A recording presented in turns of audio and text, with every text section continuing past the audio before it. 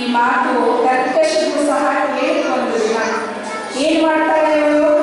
ತನ್ನ ಪತಿ ಗೋವಿಂದ ಪಂಥನನ್ನ ಕರೀತಾಳೆ. ಬನ್ರಿ, ಏನು ಈ ಊರಲ್ಲಿ ಮಾತ್ರ ನಮಗೆ ಹೆಣ್ಣು ಸಿಗುವುದೇನು? ಹೋಗಿ ಪಕ್ಕದ ಊರಿಗೆ ಹೋಗಿ ಕನ್ಯೆಯನ್ನು ಹುಡುಕಿಕೊಂಡು ತಂದು ನನ್ನ ಮದುವೆಗೆ, ನನ್ನ ಮಗನಿಗೆ ಮದುವೆ ಮಾಡಿಸಿರಿ. ಪಾಪ ಗೋವಿಂದ ಪಂಥ ಹುಡುಗಿಯನ್ನು ಹುಡುಕುತ್ತಾ ಊರೂರು ಅಲಿಯುತ್ತಾ ಇದ್ದಾನೆ. ಅಲಿತಾ ಅಲಿತಾ ಕೊನೆಗೆ ಪಂಡರಾಪುರದ ಗ್ರಾಮಕ್ಕೆ ಬಂದಿದ್ದಾನೆ.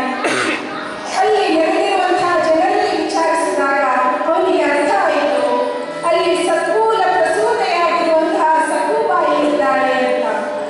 ಹೋಗಿ ನಾರಾಯಣ ಪಂಥನಲ್ಲಿ ಮದುವೆ ಪ್ರಸ್ತಾಪವನ್ನು ಇಟ್ಟಿದ್ದಾನೆ.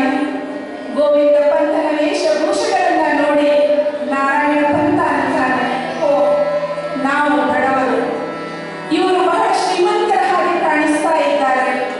ನನ್ನ ಮಗಳು